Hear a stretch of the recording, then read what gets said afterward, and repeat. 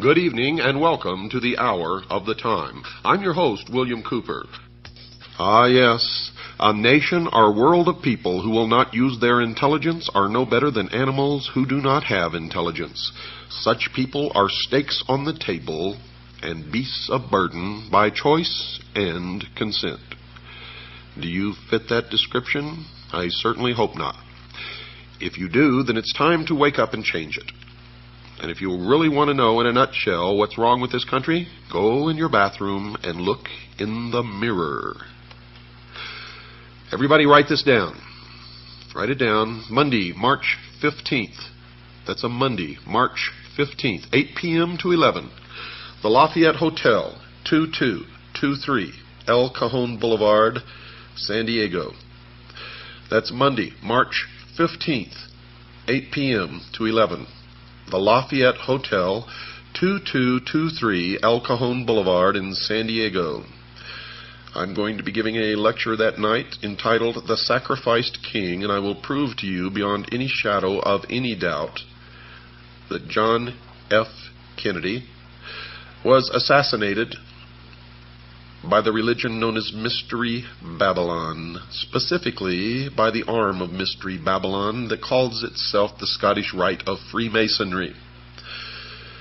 I will prove it to you folks. I want to see you. I want to meet you. I want to shake your hand. I want to see who my radio audience is. If you're a CAGI member, I specifically really look forward to meeting CAGI members.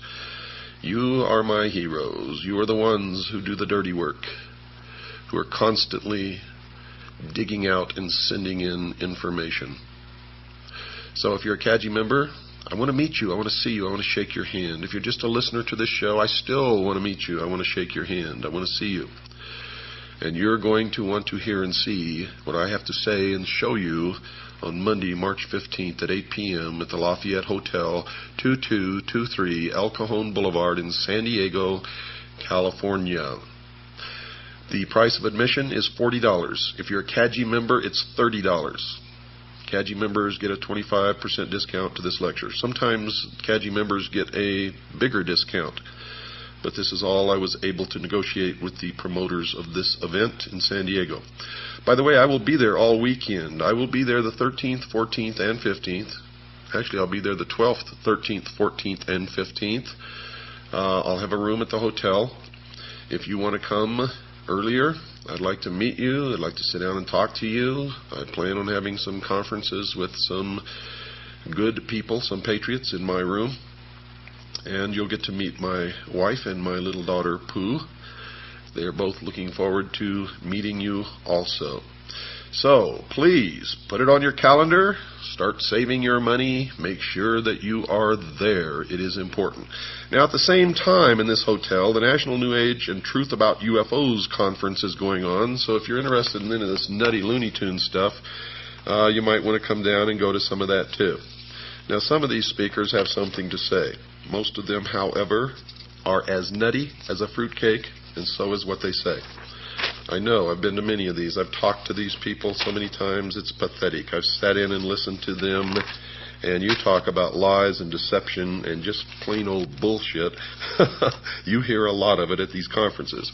But don't get me wrong, folks, because sometimes it's a lot of fun. I mean, sometimes Looney Tunes is just fun. Escape from the real world a little while and listen to some of these people. Most of the lectures are free. If you want to go to the workshops, that'll cost you. But most of the lectures are free. I mean, you can sit there all day and listen to these people. And some of them have something to say. Most of them belong in the loony bin. I'm telling you right now. My workshop is 8 o'clock Monday night. Something's wrong, folks, in America. Something's really wrong. Something is destroying everything that we've ever held dear in this country. What is it? Well, if you've been listening to this show, many of you already know what it is. If you've just been listening to the show for a little while, you may have some idea, but you're not quite really sure yet what's going on. Well, I'm going to tell you right now, it's all about religion. Whether you're religious or not doesn't make any difference. It's all about religion. Whether you believe in God or not, it doesn't make any difference. It's all about a big battle between good and evil. And most of it, I got to tell you, exists in the minds of men. Some of it's real. The question is, what's real? What's deception? What should we be paying any attention to? What is it that's driving us insane? Yes, something is wrong in America. The sound you hear is dripping blood. This is the start of Black Sunday. Today's newspapers, folks, are full of stories about the rampant rise in divorce rates, the increasing abuse of children by some parents, increases in the incidence of rape pornography being read by an increasing number of people, more crimes against property, demands for world government, urgings for national borders to fall, Christian churches being closed because they will not seek licensing by the state, etc., etc., etc., and I could go on and on and on and on and on. But why? Why are these things happening? Why are all of the legacies of the past, the family, national borders, the right to practice any chosen religion, the right to private property, among other things, under such an attack? Is it possible that there are actually people and organizations who really want to change the basic order of things? Well, my regular listeners know the answer to that. Clues to the answers to these questions, folks, can be gleaned from some comments made by people and organizations that are talking about these wide-ranging changes in the nature of our lifestyle. An Associated Press dispatch on July the 26th, 1968 reported this, quote, New York Governor Nelson A. Rockefeller says as president he would work toward international creation of a new world order, unquote. And you thought George Bush coined that phrase? Surprise, surprise. On January the 30th, 1976, a new document called the Declaration of Interdependence was introduced to the American people, and it was signed by 124 traitors. 32 senators and 92 representatives, altogether 124 traitors in Washington, D.C., and it read in part, quote, 2 centuries ago, our forefathers brought forth a new nation. Now we must join with others to bring forth a new world order, unquote. And you thought George Bush coined that phrase. Surprise, surprise. Another individual who has commented is Henry Kissinger, probably the greatest traitor this nation has ever known, former Secretary of State. According to the Seattle Post-Intelligence of April 18, 1975, Mr. Kissinger said, quote, Our nation is uniquely endowed to play a creative and decisive role in the new order which is taking form around us, unquote. George Bush gave the commencement address at Texas A&M University on May 12, 1989, and he used similar words as well. His speech was on the subject of Soviet-American relations, and he was quoted as saying in part, quote, Ultimately, our objective is to welcome the Soviet Union back into the world order. Perhaps the world order of the future will truly be a family of nations, unquote. Historian Walter Mills maintained that prior to World War I, Colonel Edward Mandell House, the major advisor to Woodrow Wilson, the president at the time, had a hidden motive for involving America in the war. The historian wrote this, quote, The colonel's sole justification for preparing such a batch of blood for his countrymen was his hope of establishing a new world order of peace and security, unquote. You see how these people fool themselves? They always say that the end is peace and security, a world utopia. But to get it, they spill more blood than ever has been spilled in history. Each time they try to bring about their utopia, the blood runs in the streets. They're liars. They're hypocrites. They're manipulators, deceivers. They're the worshipers of Lucifer. Adolf Hitler, a socialist and the head of the German government prior to and during the nation's involvement in World War II, is quoted as saying this, quote, National Socialism will use its own revolution for the establishing of a new world order, unquote. Adolf Hitler was a socialist. Nazi means National Socialism. Hitler confided to Hermann Röschning, the president of the Danzig Senate, quote, "National Socialism is more than a religion. It is the will to create Superman," unquote. And what is the number of the man? 666. You see, in the New World Order, only one man will be allowed to live, the new man, the illumined man, and the number of that man is 666. You will see that number increasingly all around you. You will also begin to see pyramids increasingly all around you, and the eye in the pyramid, and the eye alone. And you will see circles with a dot in the center, and you will see obelisks appearing all over the place. And these are not the only signs. There are many, many, many more.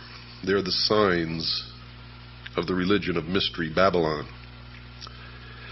Hitler added this thought, quote, "Well, yes, we are barbarians, and barbarians we wish to remain.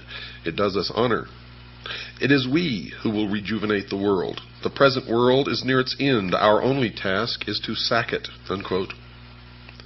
Another book on his background quoted his comments that his Nazi party had a hidden purpose, one that was not perceived by the world at large. Mr. Hitler was quoted as saying this, "He who has seen in National Socialism only a political movement has seen nothing, for it is a religion." The humanist religion issued a manifesto in 1933 stating its beliefs about the world in general. It took the following position about the need for the wealthy governments to share their wealth with the less fortunate nations. It is the moral obligation of the developed nations to provide, through an international authority, economic assistance to the developing portions of the globe. Now that is a lie, folks. It means that it's okay for some of us to lay back and do nothing and reap the rewards of the labor of others. That's socialism. That's what it's all about. Communism, socialism, it's the same. And these people, the worshippers of Mystery Babylon, are the original communists. They are international socialism. They invented it. It is their creation. It is their dream of a world utopia. A one-world totalitarian socialist government. The April 1974 issue of Foreign Affairs, the quarterly periodical issued by the Council on Foreign Relations in New York, had an article in it by Richard N. Gardner, the former Deputy Assistant Secretary of State for International Organizations in the Lyndon Johnson and John Kennedy administrations, and he stated this, quote, "We are likely to do better by building our house of world order from bottom up rather than from the top down. An end run around national sovereignty, eroding it piece by piece, is likely to get us to world order faster than the old-fashioned assault," unquote. Even the Communist Party is voicing similar thoughts. The People's Daily World for Thursday, March 9th, 1989, contained an article written by Angela Davis. You remember her? Those familiar with Miss Davis will remember that she was the vice presidential candidate for the Communist Party a few years ago. She currently is a member of the National Committee of the Communist Party of the United States, and she is quoted in the paper as saying, quote, "One underlying effect of anti-communism in this respect is to encourage a certain hesitancy to embrace solutions which call for deep structural socio-economic transformation," unquote. Another communist, Alexei Kovylov, spoke at an evening meeting held at Windstar, Colorado, in August 1985, and gave the participants in attendance a surprise presentation. He spoke about the 12th World Festival of Youth and Students held in Moscow a few months prior to his lecture. He said, quote, "There were 3 programs. The first was political and dealt with the various issues of peace and disarmament. The second was dedicated to environmental issues and to the new international economic order," unquote. The alleged need for a change in the basic way things are done is consistent with the teachings of the father of communism, Karl Marx. He's not really the father of communism. but it's a name that's been tagged onto him. You see, he was just a hack writer hired by the mystery religion of Babylon to write the Communist Manifesto. It was not his idea, but he's reaped the benefits of it, if you can call them benefits. But he co-authored the Communist Manifesto with Frederick Engels, another hack writer, in 1848. Mr. Marx wrote that the communists, quote, openly declare that their ends can be attained only by the forcible overthrow of all existing social conditions, unquote. Nesta Webster, a writer on the subject of conspiratorial organizations in the past, wrote this in her book entitled Secret Societies, quote, the revolution desired by the leaders of world revolution is a moral and spiritual revolution, an anarchy of ideas by which all standards set up throughout 19 centuries shall be reversed, all honored traditions trampled underfoot, and above all, the Christian ideal finally obliterated, unquote. Some of the Catholic popes in the past have commented on the major changes coming in the future. One such pope was Pope Pius XI, who wrote the following in 1937. Communism has behind it occult forces for which a long time have been working for the overthrow of the Christian social order, unquote. One of the popes who preceded him, Pope Pius IX, wrote this in November 1846 about the changes that he saw in the future. Quote, that infamous doctrine of so-called communism is absolutely contrary to the natural law itself, and if once adopted, would utterly destroy the rights, property, and possessions of all men, and even society itself, unquote. Now, don't get all worked up about what the Pope says, because they have succeeded now with this Pope in putting one of their own upon the throne of the Vatican. It had long been their dream, and now it is true. And the bans have been lifted against Catholics joining secret societies. And many of the hierarchy of the Vatican belong to the secret societies, the Freemasons, Propaganda 2, etc., etc., etc. You will find an obelisk, the symbol of the phallus, the penis of Osiris, in the Vatican courtyard. If you don't believe me, go look. Another individual who wrote about the future was Dr. Jose Arguelles of an organization known as the Planet Art Network. Dr. Arguelles wrote, quote, also implicit in all these events is a call for another way of life, another way of doing things, a redistribution of global wealth, in short, a new world order, unquote. Now, just what the future society was that these people are talking about was described in a brief manner by Marilyn Ferguson in her book entitled The Aquarian Conspiracy, and she wrote this, quote, the new world is the old, transformed, unquote.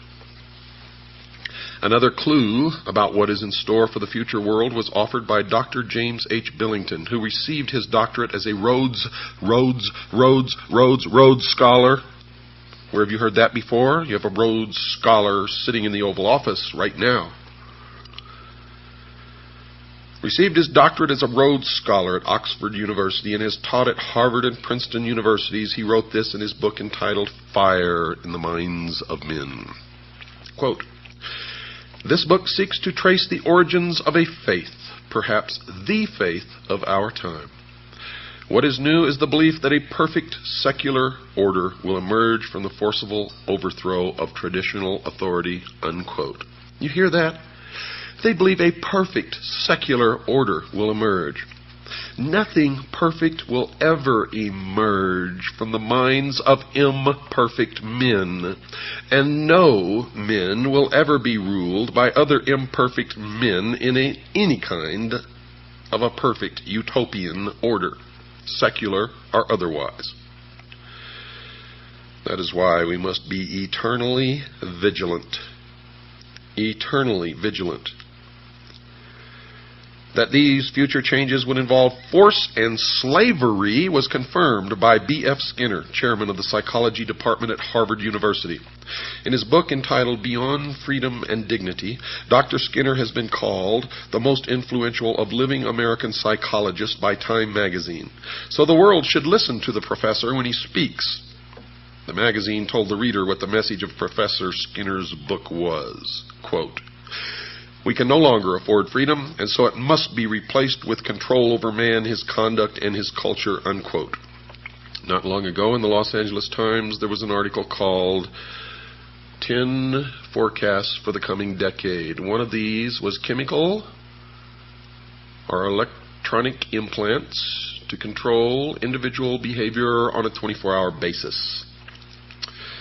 Another student of these changes is Alvin Toffler, who wrote this in his book entitled The Third Wave. And you should read everything that he's written, by the way, because what he's writing is what is coming.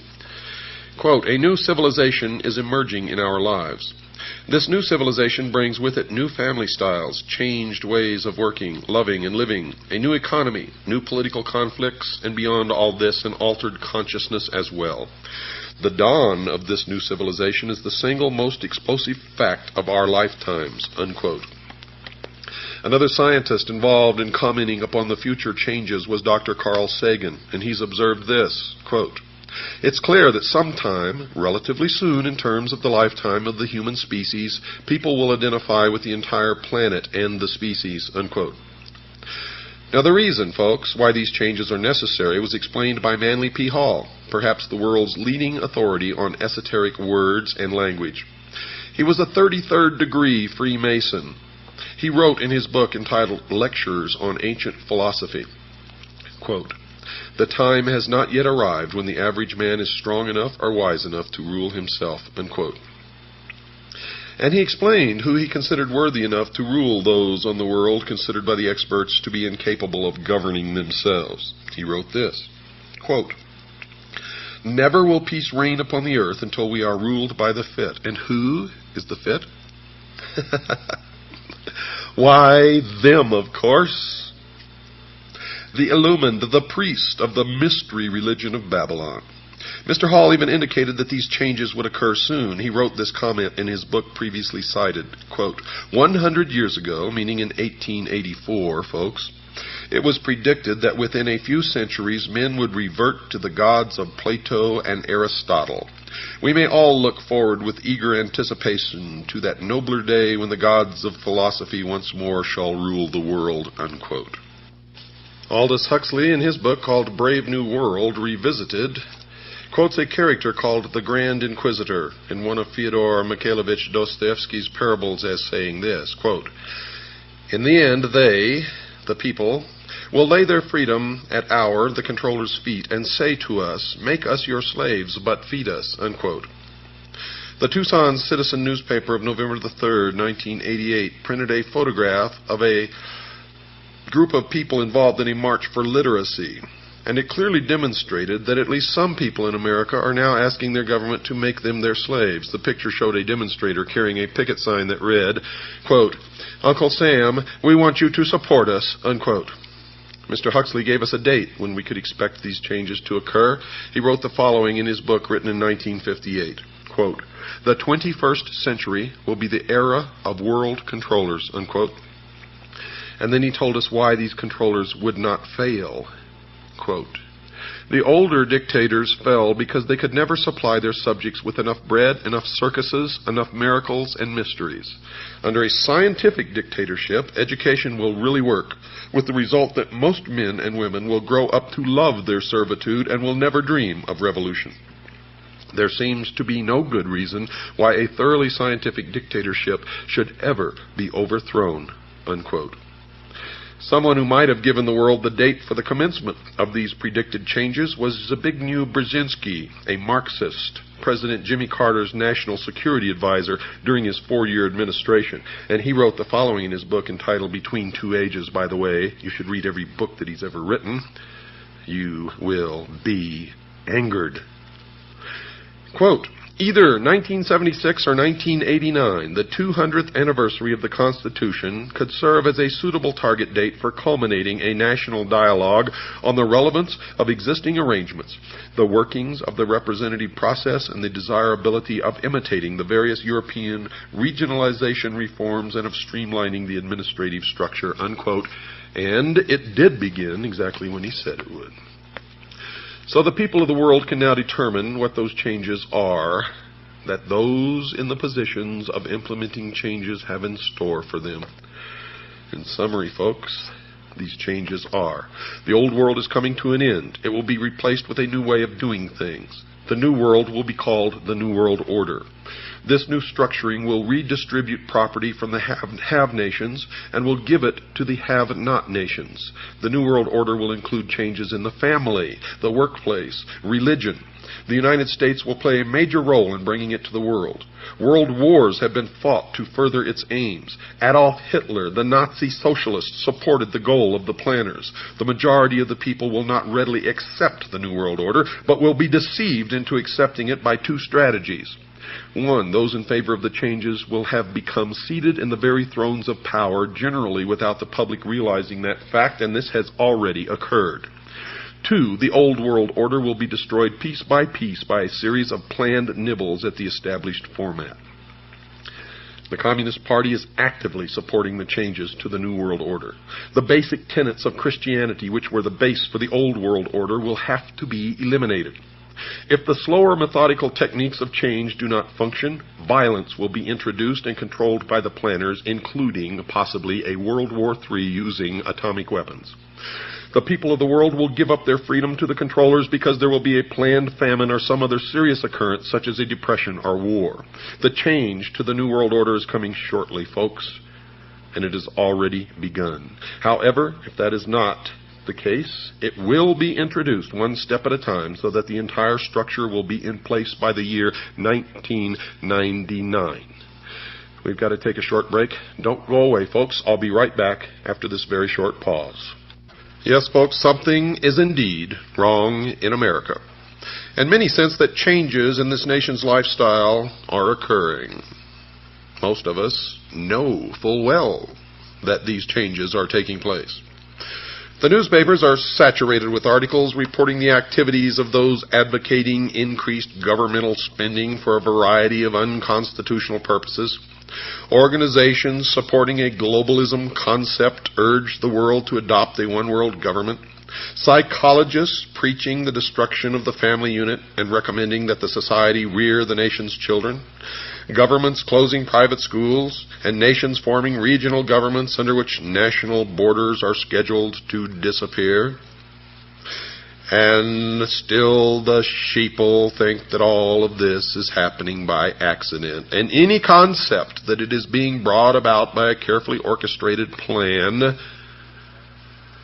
is the product of crazy conspiratorialists. Since these changes appear to be part of the new philosophy known as the New World Order, anyone desiring to know the future has to become familiar with this new phrase and what it portends for the world of tomorrow, and you will quickly see that it is the result of a well-thought-out, well-conceived, and well-orchestrated plan. Indeed, it is called the Great Work. As an indication that major changes are coming in tomorrow's world, one of the current trends mentioned is the call for a one-world government. And one of those supporting this leap forward is Norman Cousins, president of the World Federalist Society, and he's on record as saying this, quote, "World government is coming. In fact, it is inevitable. No arguments for it or against it can change that fact," unquote. And I say that is a lie. 240 million Americans standing up in concert with each other, holding a rifle in their hands, can stop it instantly in its tracks. And that's the truth of why we were given the second article in amendment to the Constitution. It has nothing to do with hunting or preserving your private property. It has to do with preserving our freedom. The goal of a one-world government, folks, is not a new thought. One of the earliest formal organizations that supported the concept of that goal was the Illuminati, founded on May 1st, 1776 by Adam Weishaupt, a Jesuit priest, a professor at Ingolstadt University, a Jesuit university, a teacher of canon law. Professor Weishaupt was quoted as saying this, quote, "It is necessary to establish a universal regime and empire over the whole world," unquote. Now let me tell you the truth about the Illuminati. Adam Weishaupt did not establish the Illuminati, nor did the Illuminati die with Adam Weishaupt. Make sure you understand that. A more modern organization that supports the coming changes is the Masonic order, called simply the Freemasons, or for short, the Masons. Has nothing to do with bricklayers, folks. The term originally comes from the French, Freemason, which literally means the sons of light. This worldwide fraternity has members in America, as will be discussed, and they too support a call for a one-world government. One who has written about this secret organization is Paul Fisher, and he says this about them in his book entitled Behind the Lodge Door, quote, "Masonry will eventually rule the world," unquote. Benevolent fraternal organization?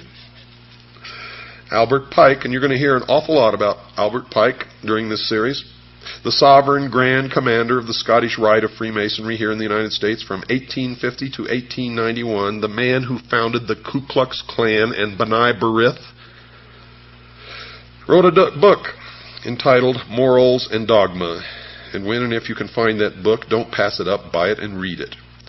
Mr. Pike has been praised by his fellow Masons as a member almost without parallel in the history of the Masonic order.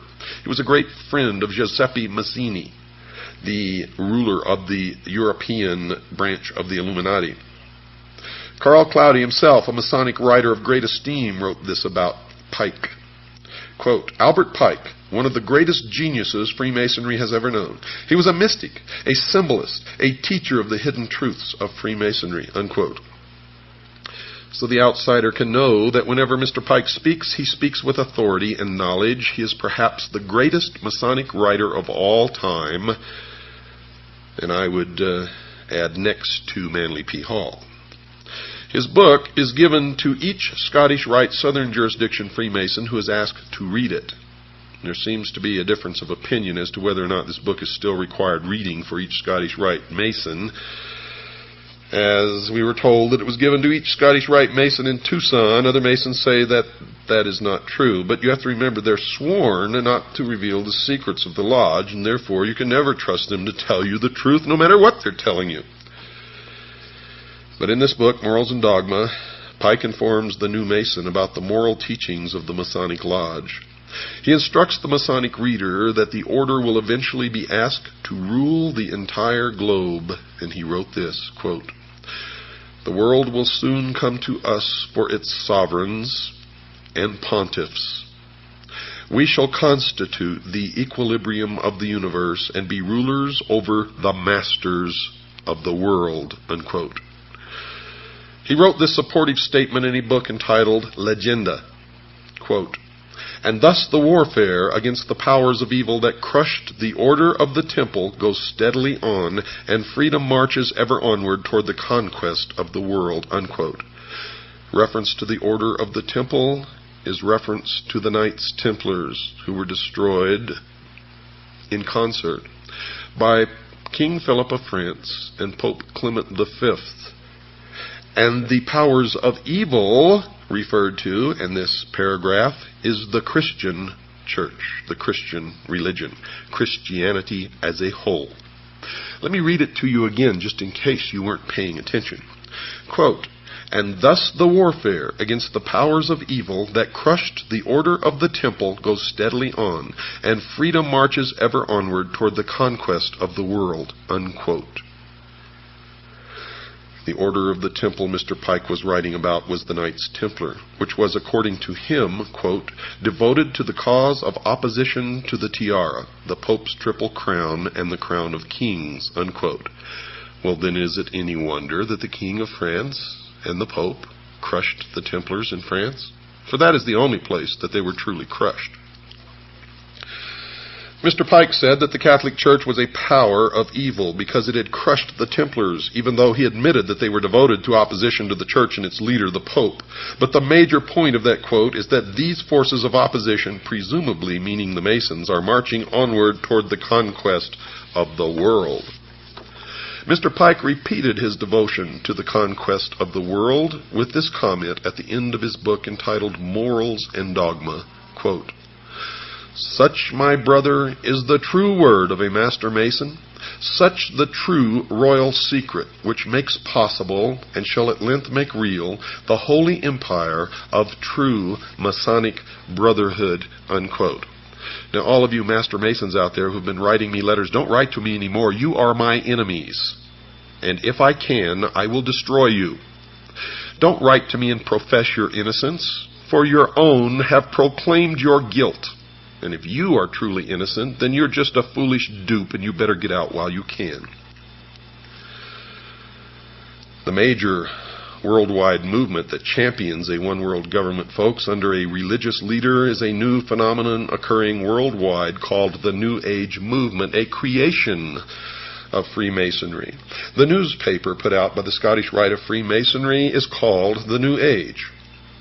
Tex Mars, a researcher into this new religion, has written 2 books on the subject. Both of these books are excellent primers for those who wish to know more about the beliefs of this religion.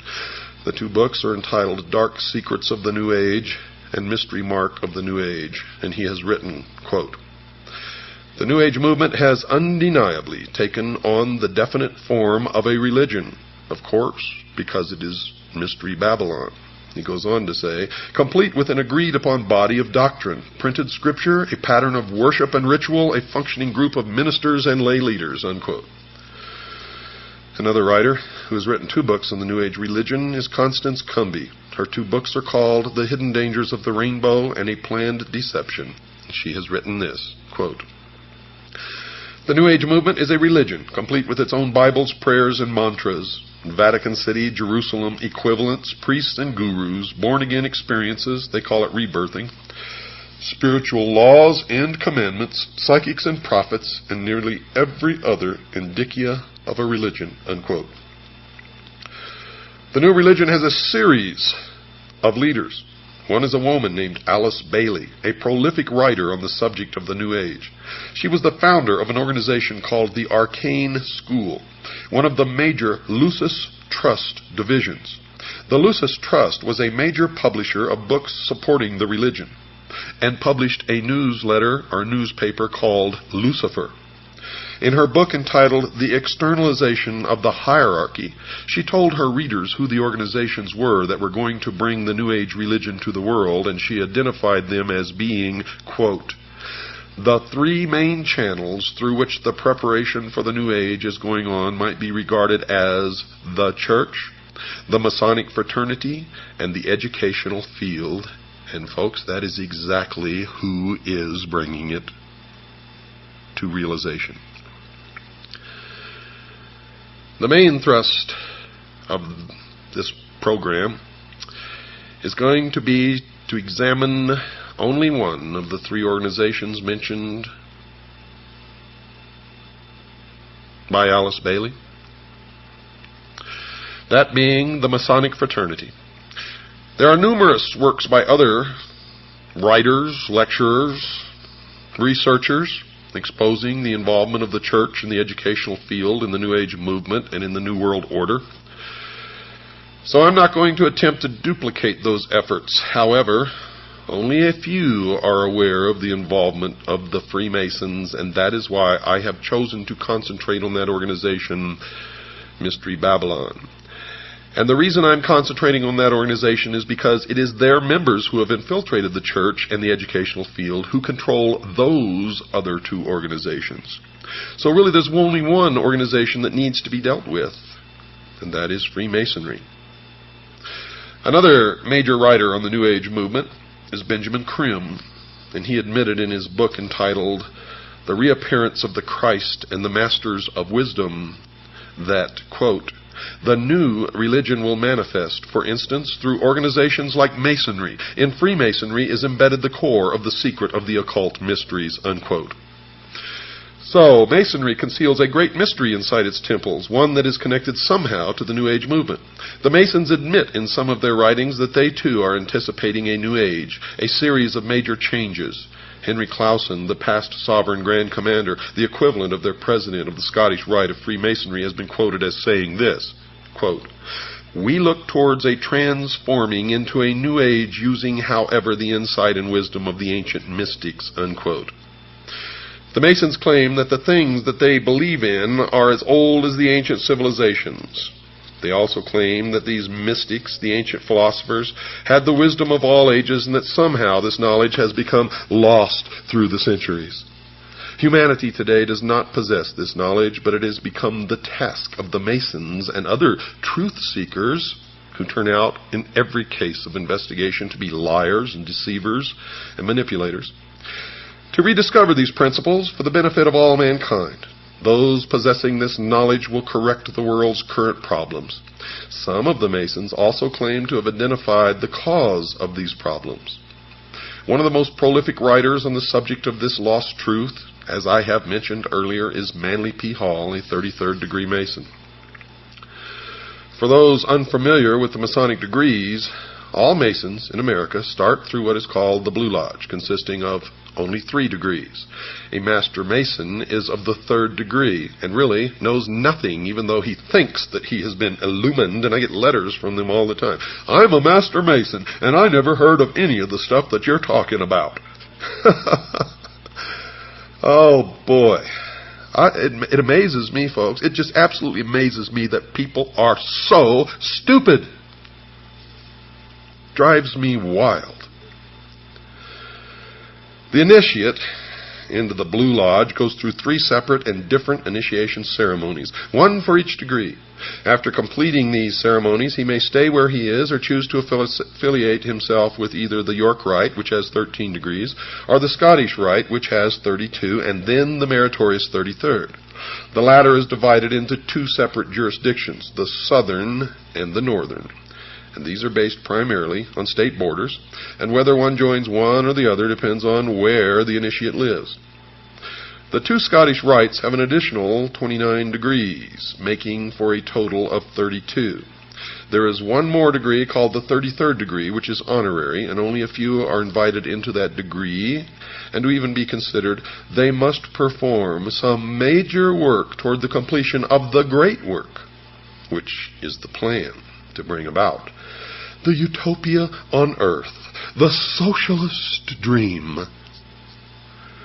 The York Rite has a total of 9 degrees. However, since little has been revealed about this order, we will concentrate on only the Scottish Rite, and in particular the Southern jurisdiction. Well, I've since discovered that the York Rite has a total of 13 degrees, folks, not just 9.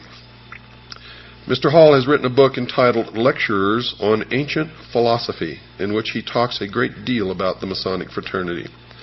And this is his comment about the coming changes. Quote, "A new day is dawning for Freemasonry. From the insufficiency of theology and the hopelessness of materialism, men are turning to seek the God of philosophy." Unquote. Notice that Mr. Hall has said that current theology, obviously current religion, has proven insufficient. Also, he feels that materialism, meaning the right to private property, is also a failure. But more importantly, he points out that this new God of the Freemasons is somehow different from the God of the Jews and Christians. As will be illustrated later, some of the Masons believe that the God of the Bible is a God of evil.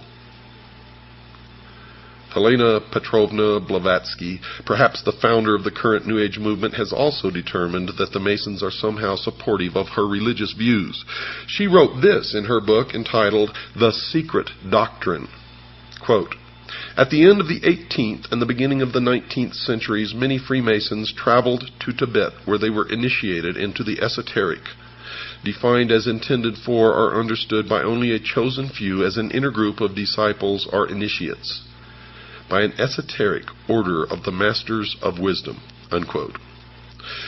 It should be expected that she would support the Masonic fraternity.